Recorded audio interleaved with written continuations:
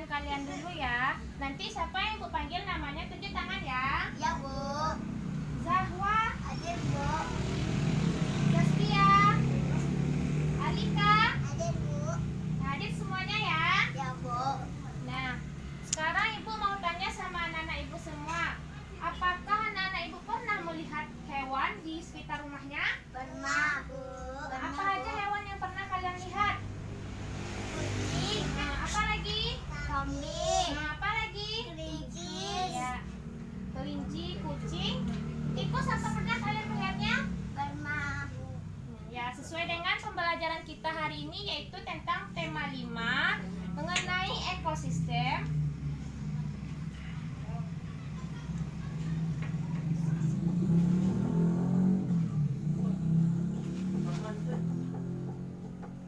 Dan subtema 2 tentang hubungan antar makhluk hidup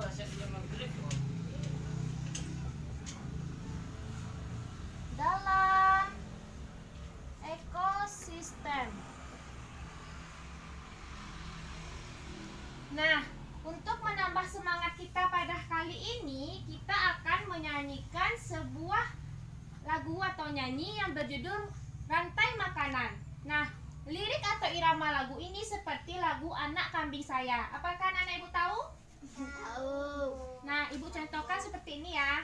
Mana di mana padi-padi saya, padi-padi saya dimakan sama tikus.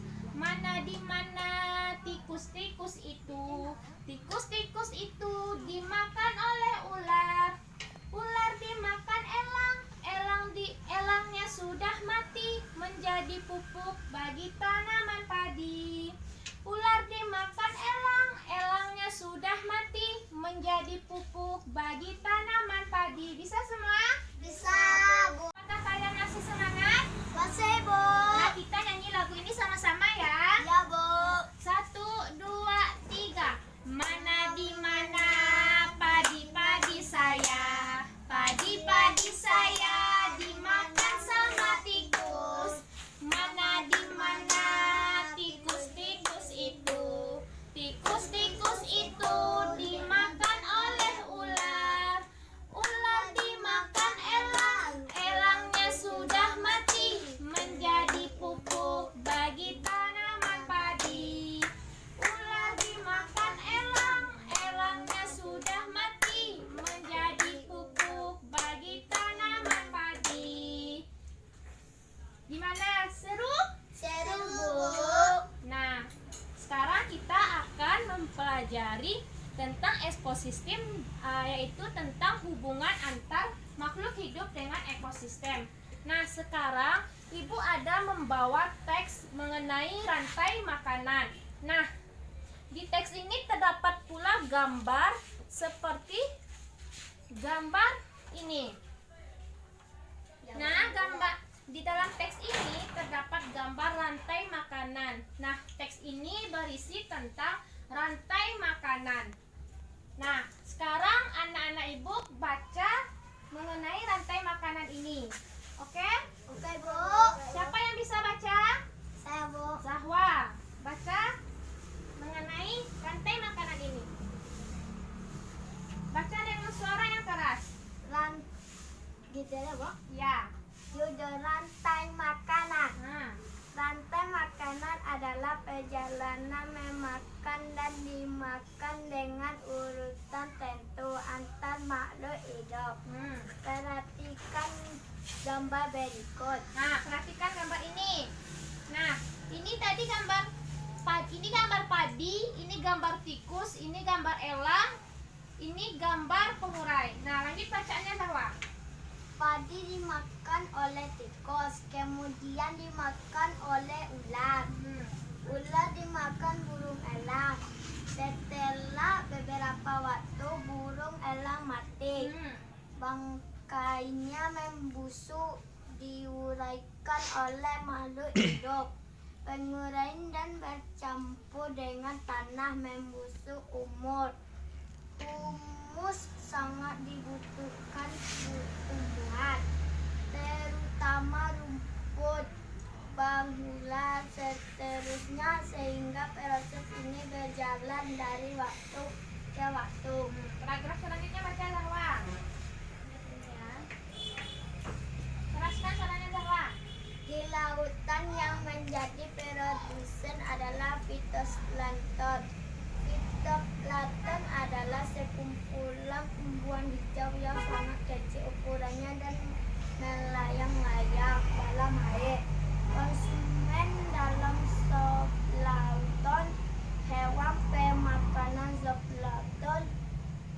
Konsumen adalah ikan kecil-kecil. Konsumen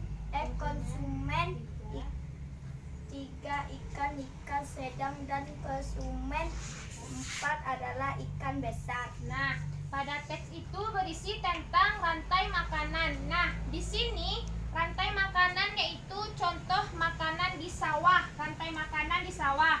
Nah, di sawah itu ada apa aja? Ada padi, ada tikus, ada ular, ada elang, ada pengurai.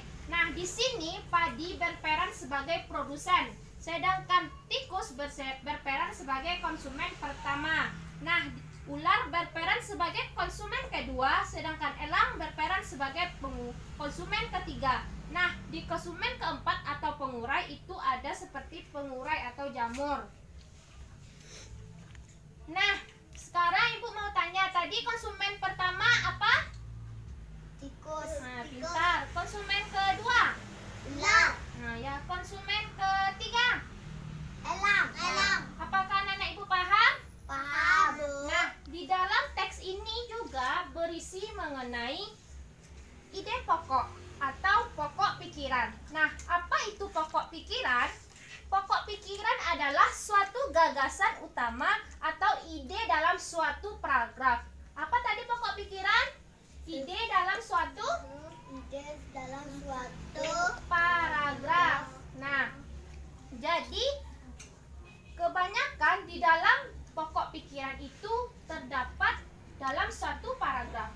Nah, cara kita menentukan pokok pikiran itu yang pertama yaitu kita harus banyak-banyak membaca. Dalam teks tersebut kita harus teliti membaca. Misalkan pada paragraf pertama kita harus teliti membaca antara paragraf pertama, barisan pertama sampai barisan terakhir.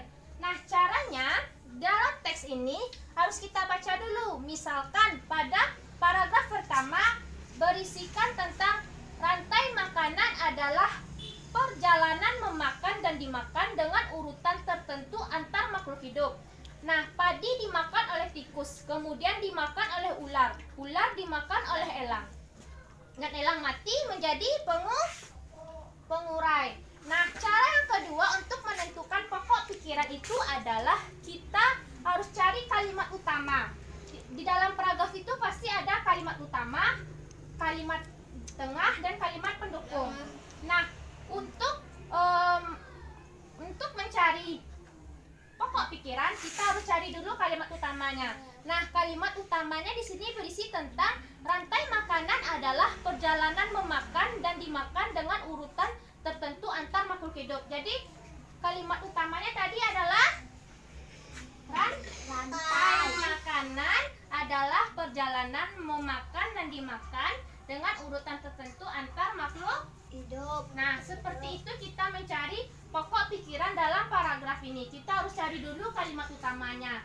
Nah, kalimat utama itu berisi tentang rangkuman atau kesimpulan tentang apa teks itu dibahas. Nah, pada contoh ini, teks ini membahas tentang rantai makanan. Jadi, pokok pikirannya mengenai rantai Makanan. Nah, ya, apakah anak Ibu paham? Paham. Nah, paham kan? Nah, sekarang anak ibu coba kalian cari pokok pikiran pada paragraf kedua. Kan kalian ada buku kan? Keluarkan bukunya dan ditulis pokok pikiran pada paragraf kedua. Nah, apakah anak-anak Ibu sudah siap? Sudah, Bu. Nah, sekarang coba Zahwa bacakan apa pokok pikiran paragraf kedua, ketiga, dan keempat. Pokok paragraf kedua. Di lautan yang menjadi produsen adalah fitoplankton. Pokok paragraf ketiga. Urutan peristiwa memakan dan dimakan berjalan seimbang jika seluruh komponen ada. Paragraf 4. Komponen yang berperan besar dalam rantai makanan yaitu penguraian. Nah, pengurai. Dan jadi pokok pikiran pada paragraf kedua yaitu di lautan yang menjadi produsen adalah fitoplankton. Fitoplankton adalah sekumpulan tumbuhan hijau yang sangat kecil ukurannya dan melayang-layang di dalam air. Nah, jadi yang menjadi pokok pikiran pada paragraf kedua ini yaitu tentang di lautan yang menjadi produsen adalah fitoplankton. Karena paragraf kedua ini menceritakan mengenai fitoplankton sebagai pengurai di lautan. Nah, sekarang yang ketiga yaitu urutan peristiwa memakan dan dimakan di atas dapat berjalan seimbang dan lancar jika seluruh komponen tersebut ada. Jika salah satu komponennya tidak ada, maka tidak akan terjadi proses urutan memakan dan dimakan.